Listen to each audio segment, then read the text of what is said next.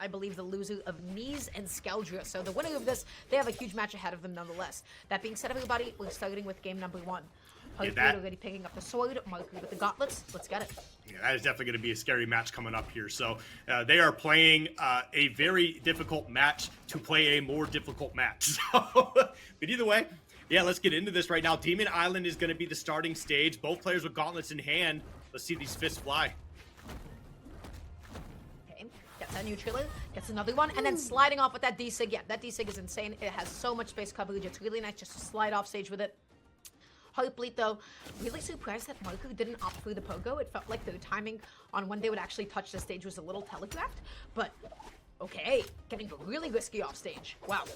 I mean, it's definitely one of those scenarios where you could get aggressive now, right? But it's probably something to just hold in the pocket just to see how your opponent wants to recover. What's their more comfortable way?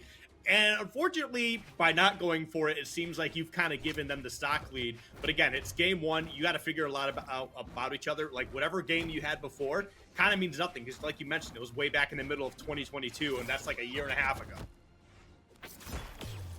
Heartbleat, back it off a little bit. Oh, that was huge. I thought that was going to be the follow-up, but not quite yet. Waiting. Okay, no dodge. How do you get back down? Marku just able to get up and around. There you go. That's the punish, catching the dodge down. But then no huge follow-up after the neutral. It does not matter because Heartbleat has a really nice lead at the moment. And Heartbleat just continues to push this lead in their favor. Ooh, they were looking for a way to close that one out and just barely missed. Now got the sword in hand. Okay, they're going to lose their stock. They're going to come back to stage, but I mean, while Marker can feel a little more comfortable in this situation, they are already deep into the red, and it doesn't take much to take the stock out of the way, and a game 1 going into Heartbleat's favor. So let's see if Marker can find a way to step up the pace here. Looking for that jump call out. Yeah, you got to be careful whiffing like Spear Delight. You have so much reward off of Spear Delight, but you know, you just press it in neutral like that and you'll be eating a huge punish, especially up against gauntlets. Now Heartbleat backing off a little bit. Okay, just trying to keep Marku off stage here, going off stage for the downer as well. Doesn't get the neutral. Marku makes it back on it, but then immediately puts themselves off stage again. Here you go, some strong hits to kind of get something going here, but not enough to really make a dent, I would feel like. Heartbleat now have stage control, but not for long, as we do see Marker find a way back on. Jeez, dude, Heartbleat's just going kind of insane here. But off stage now, ran out of resources. That's unfortunate. And honestly, that's great for Marker, because now what seemed like a game where you're just fighting uphill the entire time, that hill doesn't seem so steep anymore. Picking up the gauntlets yet again, looking for some of these sidelights. Okay, man, Spirit players, they love whiffing D-Light. That move is so exploitable. Gauntlet, Sidelight is like the best possible move to punish her, right? Because it just like sweeps up and catches opponents in the air at that distance. And Marku has taken a beating for it. Yet again, stuck off stage, gets that D-Light, popped up there. How do you actually land back down? You still have no dodge. Marku has played half of this game off stage. Yeah, it's definitely been a tough one. Oh, okay, not quite gonna lose that stock yet, but you will there, as game 1 goes into Heartbleat's favor. I would say in a fairly dominant fashion. It was definitely strongly in their favor, but it's not, I'm not 100% sold. I feel like Marker just needs to make a few solid adaptations, and they can definitely turn this one around. Marker played the majority of this game off stage. That's what happened here. They were just stuck off stage. They were not able to find a nice way to get back on. And then in neutral, they whiffed a lot of D-Lights. A couple of other buttons, and Heartbleat was able to get some of those whiff punishes. And then, after those moves were actually whiffed, I gotta say, I love his advantage. I love the advantage state. Just like always able to just stay on the ground, always able to get that reset. Every single time that I saw Heartbleat connect like a sidelight, every single time we saw a neutral, they weren't in isolation. We always at least saw one more hit afterwards, if not 2, if not 3 hits. So the advantage state, the combo game, and in terms of stage control, Heartbleat took out that game 1 with confidence. 3, 2, and you know what? I like what we're seeing here too, bringing up the platforms, as is going to give Marker some additional spots to be able to retreat or recover to without being stuck off stage, I think, quite as much. So I think this is definitely a smarter option, a better spot to go to. And also bringing out the Rayman, who's just always been like a consistent, strong character. the moving around each other. Okay, that is 3 times that I have seen Heartbleat go for a sidelight with sword, and all 3 of them have been punished. You have to overshoot if you want to catch an opponent that's playing that far back. You got to either dash in, dash out, and do it. You have to mix something else up about it, because if you keep whiffing like that, you will get punished. Sword is no longer on the stage. It's no longer in play. Oh, so much knockback. Okay, but can you still make it back on? You cannot. Heartbleat getting knocked down. Marker taking out that first stock. Such a different opening to the last game. Okay.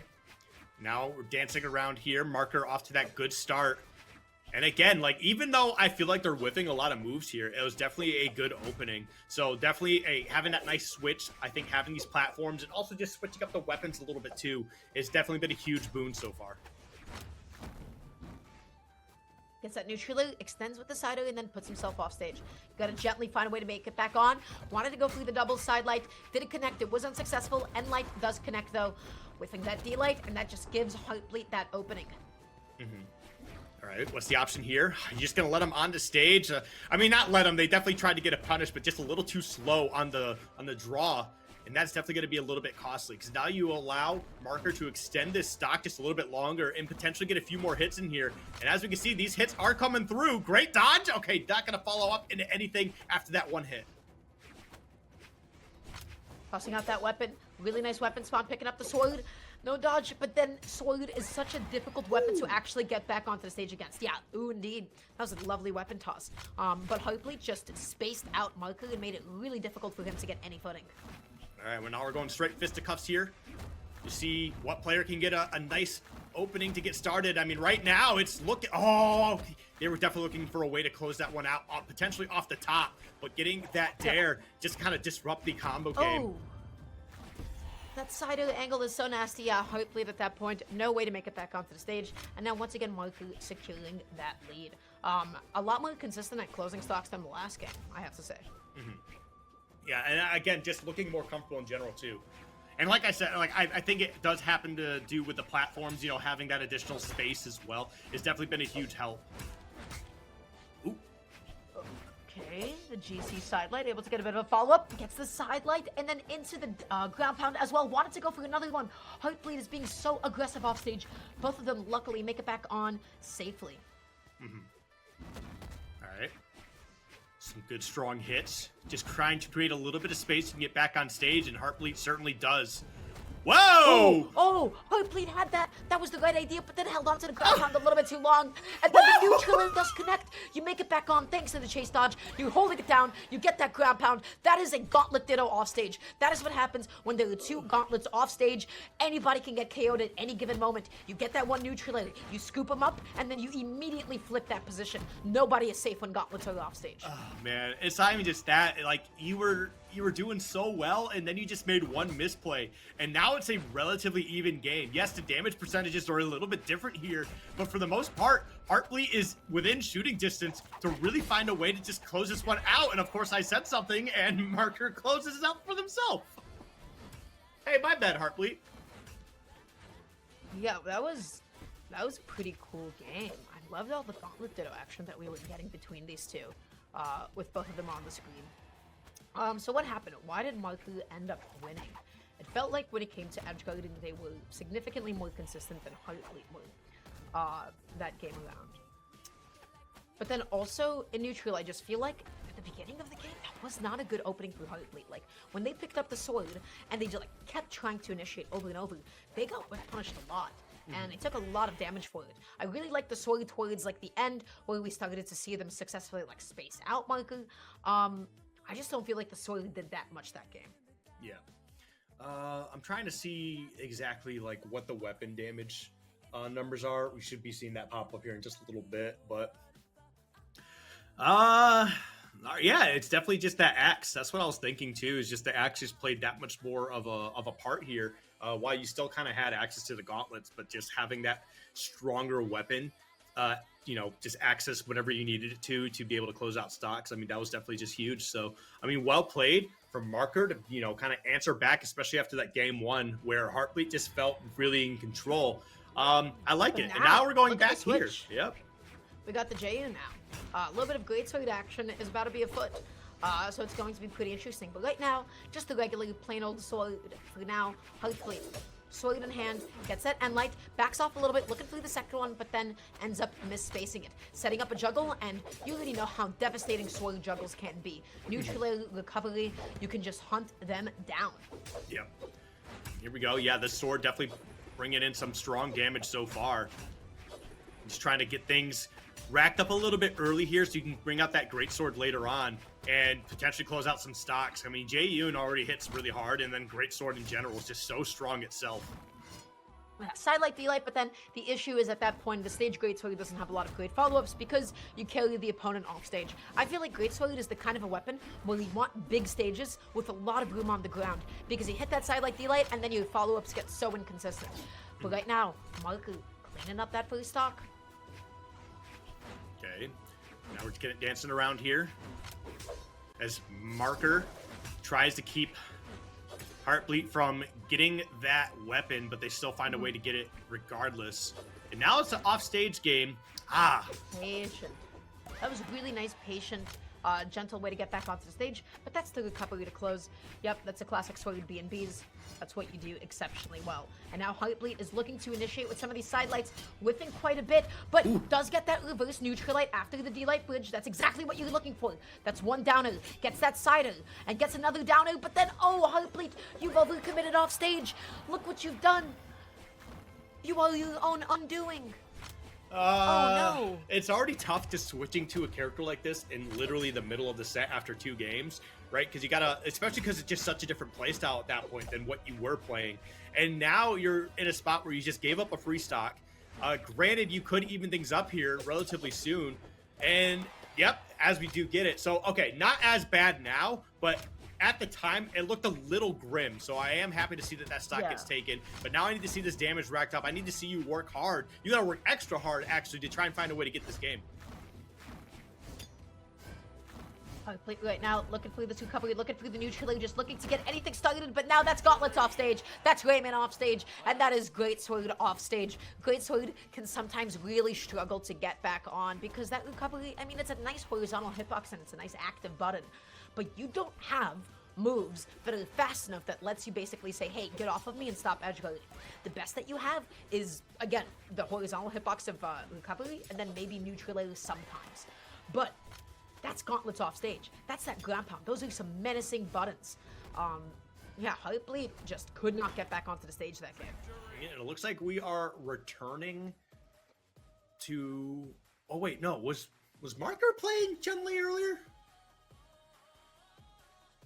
Or was it Heartbleat? Maybe? Question mark? I don't know. Because I feel like Marker was playing the same Chun-Li, and then they switched to Rayman. I don't know. I'm all over the place now. Maybe I'm misremembering things, but I could have sworn that they were playing this exact Chun-Li, but yeah, whatever. Either way, Demon Island here for Game 4 as we got Marker up 2-1. So we really need to see Heartbleat make some game, or make some plays here. Yeah, look, the biggest issue that's coming out is that, man, they are struggling to get back onto the stage. Heartbleat has been consistently getting edge-guarded over and over again, and so it's going to take quite a few adaptations to actually, you know, come back against that. Looking for the sidelight, gets that end-light punish, really good stuff. Gauntlets on hand yet again, looking for the GC sidelight that almost connected. I love the idea. That's one down. Heartbleat backing off, whipping that end-light, and look at the edge-guarded sequence again. It is happening. It is coming into play, but Heartbleat barely making it back on. Wow. Yep. And not going to take that stock quite yet. Goes for the weapon toss to try and secure it.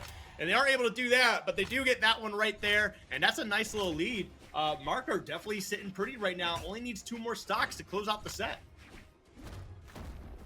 That's that sidelight, gets that recovery, and just jumping up, doesn't commit to anything else on the way back down. Whipping that end light does give Marker just get one hit in. Sidelight, neutral, really good damage. Oh, Heartbleat needs to close ASAP. You need a D-light, you need that sidelight, you need that jump call out with recovery, you need something. Looking for that GC D-light, but that was the wrong direction. Finally, there it is. One bad recovery from Marker, good punish from Heartbleat. And now, got these weapon juggles going on here, got the spear in hand, getting a couple pokes, put up a little bit of damage, and right now doing a great job of just controlling the stage in a combo. Beautiful stuff. Oh, wait. Oh, all that beautiful work for nothing. Man, that angle on Gauntlet side, I have just seen it devastate opponents over and over again because it puts you down and diagonally down. So you're just not making it back. You just not. Right? There's no other way to put it. Marku has a massive lead at this moment. Heartbleat is about to have the last Heartbleat. Yeah, I mean, it's definitely looking like it. That is for sure. Especially with this axe coming out here, putting out some strong damage. But we have life, and that is huge for Heartbleat. Kind of making a statement here with that Sig, trying to close that one out and just saying, hey, look, I'm still alive. You are not going to be able to just walk right over me and take this W. You got to work for it still. Yeah, you still got to worry about that slide off the Sig. That move is crazy. But, oh, just the... barely missed. That was a really good idea to go for that recovery. That side hitbox can be brutal. That's a side of now Gauntlet's off stage. You have to touch the wall. But Marku, no punish. Sweating on the way back down. Turning up the heat. Okay, this can go any way. This is anybody's game. Yeah, but Marker's definitely playing a little bit nervous, trying to play a bit more patient as well, allowing Heartbleat to attempt to, like, you know, get a little aggressive and see if they can find a way to punish it. But right now, Heartbleat standing strong here, but not strong enough. And woo, indeed, as Marker finds a way to clutch out the set. Beautiful. You know, I saw Heartbleat connect that D-Light with the spear, and I was like, oh, okay, this is it. This is the game, and they got that dodge read. But then Marker landed back down, and landed back down safely, and then was just...